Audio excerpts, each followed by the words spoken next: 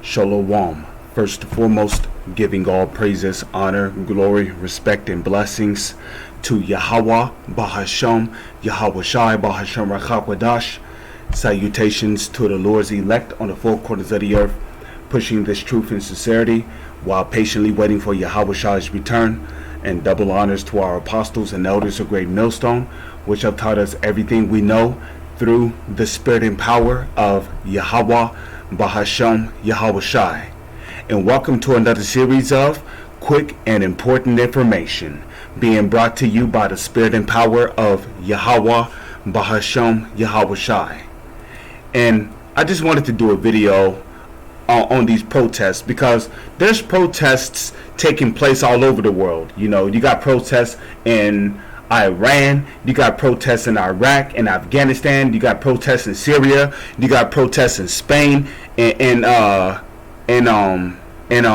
Greece, you got protests in Greece, you got protests in Brazil, in the United States, in Mesoamerica. You got protests in Mexico. There's protests all over the goddamn place. Why is that? Because the wicked is in rulership.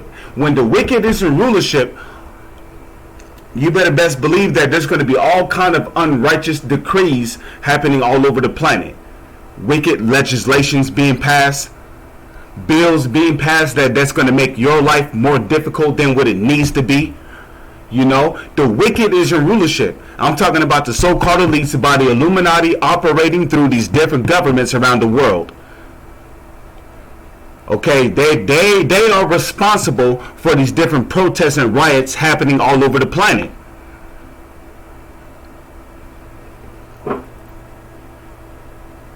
You see? They are responsible for all these riots and protests happening all over the planet.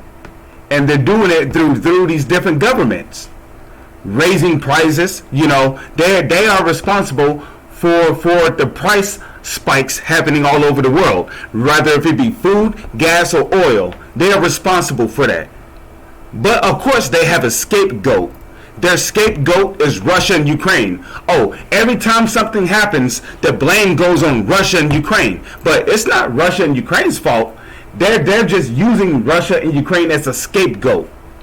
Okay, the so-called elites by the Illuminati through these different governments around the world, they are responsible for the different prices being as high as they are. I mean, come on. I went to the grocery store one day, right? And I saw the prices on a pack of beef. A pack of beef sausages. Now I'm talking about, because what was it? Back in the year 2014, right? Back in the year 2014, the pack of beef sausages that I used to buy, right? They used to be $8.99. That's $9. Sometimes they will be $9.99. Guess how much a pack of beef sausages is today? $18.99. So with tax, a pack of beef sausages is over $19. $19 and some change. Who's responsible for that? The so-called elites by the Illuminati, because the so-called elites, they are the heads of the Illuminati. So the so-called elites by the Illuminati through these different governments, they are responsible for all these price hikes around the world. And you know what? They are purposely causing all of these protests and riots. Why is that? Because they have an agenda called the New World Order, the NWO. Okay? And a part of their New World Order is what? They want to create chaos. They want to cause chaos. That way people can go to the government with their problems. You know, hey, look, we're going through this. We're going through that. And you know what? That's exactly what they expect. So in the process, they come with their solution. What is their solution? Their solution is going to be aimed at drawing you people more and more closer to the New World Order. So they're creating all this chaos so they can come with their solution, which is going to bring them closer to the NWO. Let's go to the book of Proverbs, chapter 29, and I'm going to just start at 2, because this is true. When the righteous are in authority, the people rejoice. Is the righteous in rulership? No. The righteous are the Israelites. The Israelites are the so-called Negro, Latino, and Native Indians. Those are the righteous. Are we in rulership right now? No. We are peasants. We are at the bottom, as the Holy Scriptures prophesied. But when the wicked bear rule, the people mourn. So the reason why all these protests are going on is because the whole world is in mourning.